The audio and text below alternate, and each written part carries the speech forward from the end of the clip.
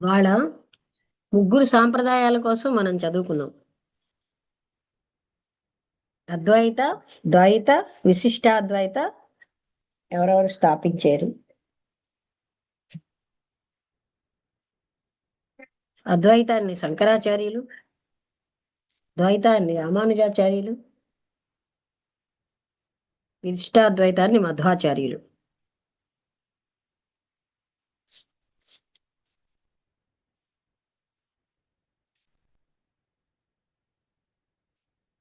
వాళ్ళందరూ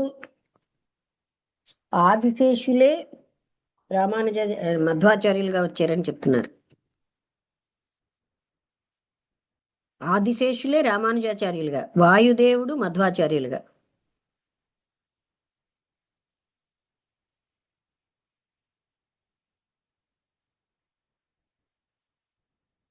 ఓకే, అందరికీ అర్థమైంది కదా నాగరాణి గారు, రామముద్రి గారి విషయం?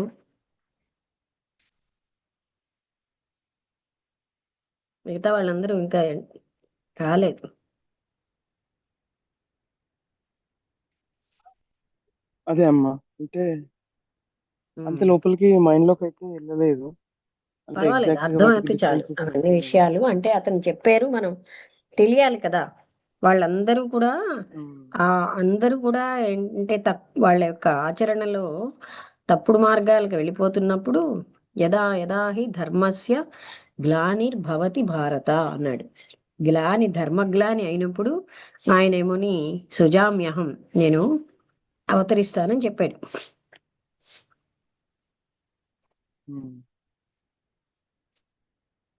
రామబుద్ధుడి గారు ఏమైనా మాట్లాడతారా?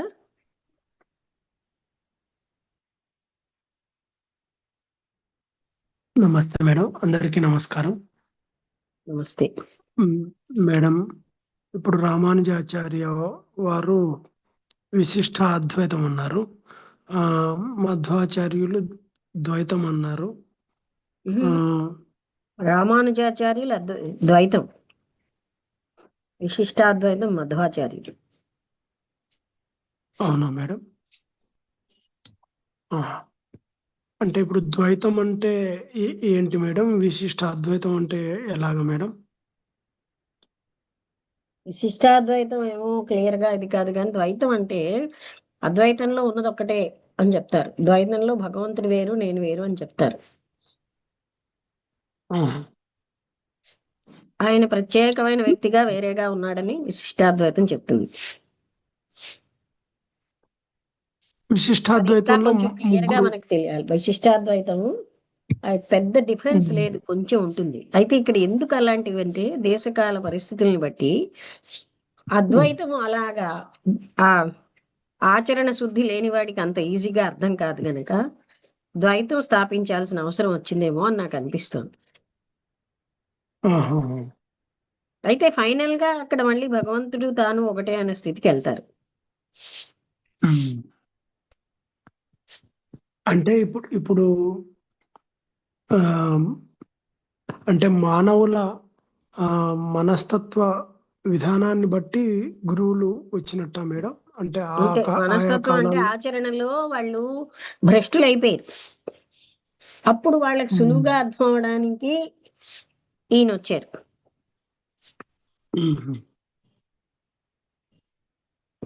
ఎవరో కొంతమంది ఉంటారు కదా మంచి వాళ్ళు, వాళ్ళ సహాయంతో ఆ గురువు నుంచి తీసుకుని అలాగా ఆయన అద్వైతాన్ని స్థాపించారు. ద్వైతాన్ని ఇక్కడ మనం తీసుకోవాల్సింది ఏంటంటే అద్వైతమే ఫైనల్, కానీ దానికి పోవడం కోసం వివిధ రకాలుగా విశిష్టాద్వైత స్థితిలో కొంతమందిని మార్గంలోకి తీసుకురావడం, అద్వైతంలో మార్గంలోకి తీసుకురావడం, శైవ మతాన్ని అనుసరించి అదొక మార్గం. అలా అంటే ఫైనల్ గా ఒకే భగవంతుని దగ్గరికి వివిధ పద్ధతుల్లో గురువులు తీసుకొని వచ్చి ఫైనల్ గా అక్కడికి చేరుస్తారనేది అర్థమవుతుంది. అంతేనా మేడం? అంతే. అంటే ఆయా దేశకాల ఆ కాలం ఎలా ఉంది, దేశం అంటే ప్లేస్, ఆ పరిస్థితుల్ని బట్టి ప్రజలు ఏ విధంగా ధర్మగ్లాని జరిగినప్పుడు వాళ్ళకి ఉమ్, ఒక అనుకూలంగా అక్కడున్న మతం వస్తుంది. వాళ్ళకి ఎలా ట్రీట్ చేస్తే బాగుంటుందో అలాగా. ఉమ్. అంటే అంటే ఇంకా ఇక్కడ ఆ అద్వైతము. లెక్కన ఎత్తుకుంటే ఇప్పుడు ఇండియాలో ఉన్న హిందుత్వాన్ని బేస్ చేసుకున్న మతాలే కాకుండా ఇతర మతాలు కూడా ఏకత్వం కిందకే ఉన్నాయి కదా మేడం, అవి కూడా ఇతర దేశాలన్నింటిలో ఏక ఉన్నది క్రిస్టియానిటీవే. అది కూడా అదే చెప్తోంది కదా, 4 ముఖ్యమైన మతాలని చెప్పారు కదండి. ఆ, అంటే వాళ్ళు కూడా ఉన్న ఏకత్వం కిందకే చెప్తున్నారు, ప్రపంచం అంతా అవును. ఏకత్వం కిందకే చెప్తున్నారు. అది ఓకే మేడం. అవగాహన చేసుకుంటే అర్థమవుతుంది. ఆ ఒకే సత్యం అనే చెప్తారు. అదే మేడం, అంటే వివిధ గురువుల ద్వారా ఒకే ఒకే లక్ష్యానికి ఉమ్. వెళ్ళిపోవడమే అంతే. అంటే ఇక్కడ మన కృష్ణమూర్తి గారు కూడా చెప్పింది అద్వైతమే కదండి. అంటే అంతా నువ్వు లేవు, నీలో ఉన్నదంతా భగవంతుడే అని. అంటే మీ ఇక్కడ అద్వైతం లానే నేను కూడా చేశారు. అనుకున్నాను, ఆ మధ్వాచార్యులు ఏం చెప్పారు అన్నది తెలుసుకోవాలి. ఉమ్, అవును. అది ఇక్కడ మనకి ఇవ్వలేదు. ఉమ్, అయితే ఎవరి మార్గాన్ని వాళ్ళు సమర్థించుకున్నప్పుడు పరస్పర అలా కాదండి, విరుద్ధ. మీరు ఒకటి వినండి, ఎవరి మార్గం అని కాదు. పరమాత్ముడు వాళ్ళకి అప్పుడున్న ప్రజలకి అప్పుడున్న పరిస్థితుల్లో ఏ విధంగా వాళ్ళకి వెళ్తుందో అలా ఆదిశేషుడే వచ్చాడు కదా స్వయంగా, అది చెప్పాడు. అంతే తప్ప వాళ్ళు పెట్టిన మతం అని అలా అనుకోవడానికి లేదు, వాళ్ళ ద్వారా జరిగింది. ఏం అయితే అక్కడ పరమాత్ముడే ఆ టైంకి పంపించాడు కదా, ఎందుకంటే అప్పుడున్న పరిస్థితుల్లో అది హిట్ అయింది అలా. కానీ ఫైనాలిటీ ఇస్ వన్. అదే మేడం, అంటే ఒకవేళ వీళ్ళ భావ విరుద్ధం వచ్చినప్పుడు కొద్దిగా ఘర్షణలు ఏర్పడినాయి అనేది తెలుస్తుంది, అంతే కదా ఘర్షణలు మేడం. దానికి కాదండి, మనుషుల్లో ఉన్నటువంటి ఈర్ష్య అసూయలే ఘర్షణలకు కారణం, మత సిద్ధాంతాలు కావు. మతాన్ని సమంగా అర్థం చేసుకుంటే ఘర్షణే లేదు. అంటే ఇది వ్యక్తిగత ఈర్ష్యల వలన ఏర్పడింది ఘర్షణలు. అంతే. వాళ్ళలో ఉన్నదే అసూయ లేదా ద్వేషం మతాన్ని ఒక ఆలంబనగా తీసుకున్నారు. ఉమ్,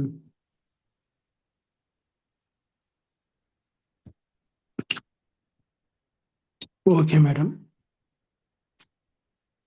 ఇప్పుడు చూడండి, మీరు కెట్టబడలేదు పక్క వాళ్ళకి అనుకోండి, వాళ్ళు ఏదో ఒక సాకు పెట్టాలి కదా, మతం అన్న సాకు పెట్టుకున్నారు, ఉమ్, జస్టిఫై చేసుకోవాలి కదా, నాది అసూయ కాదు అవును. అని. అలాంటివి అన్నమాట ఇది. ఉమ్, మనిషి లోపల అసూయ ద్వేషాలే ఇన్ని చికాకులకు కారణం అవుతున్నాయి. బా అహంకారం. అందుకే కరెక్ట్ కృష్ణమూర్తి మేడం. గారు మనిషి మౌలికంగా మారాలంటారు, మతాలను పట్టుకోవడం వల్ల లాభం లేదు. అవును మేడం, వ్యక్తిగత అసూయ ద్వేషాల వల్లనే ఇదంతా జరుగుతున్నది. అన్నీను అన్ని చోట్ల.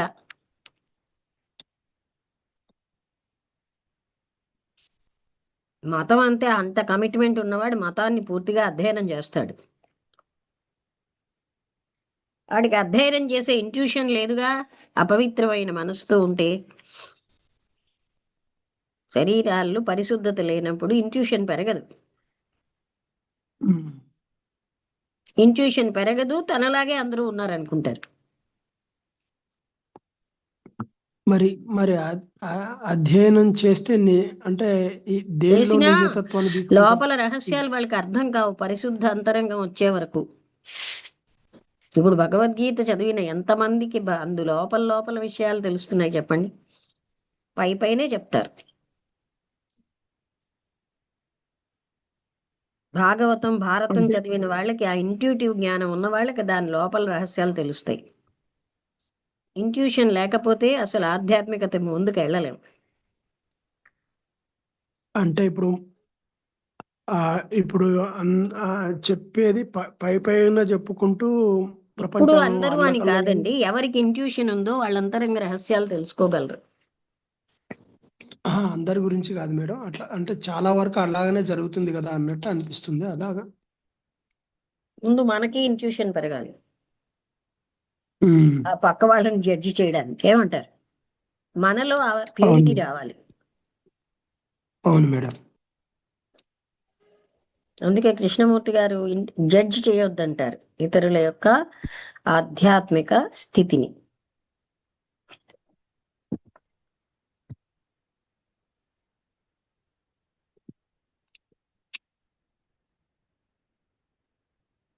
సో అమ్మ నాగరాణి ఇక్కడ గారు చూడండి, ఏంటండి? అమ్మ ఆ, మనుషులు అంటే మనుషుల వల్లనే చూడండి అంత మంచి మహాత్ములు మళ్ళీ మళ్ళీ ధర్మాన్ని కాపాడడం కోసం వస్తూనే ఉన్నారు, డిఫరెంట్ డిఫరెంట్ అవును, వేలో.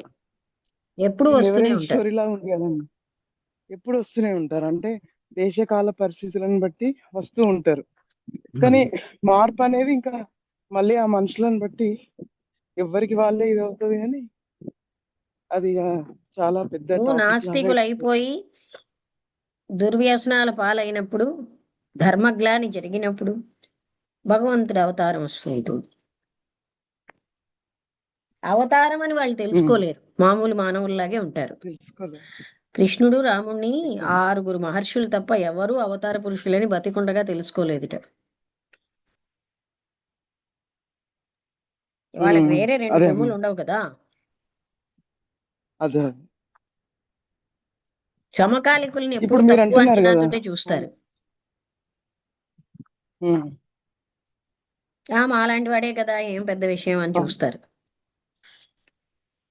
అదే అదే అంటే ఈ అజ్ఞానం వల్ల వాళ్ళకి తెలియదు కాబట్టి వాళ్ళ యొక్క ఇది మనం ఎలా ఉన్నామో ఏదన్నా ఎదుటివాడు అలాగే ఇది. ఉన్నాడు అనిపిస్తుంది. పచ్చకాయల వాడికి లోకం అంతా పచ్చగాను.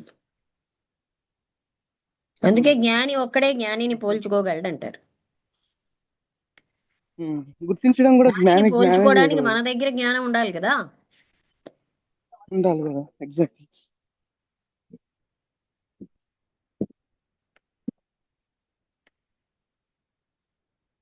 అవునమ్మా.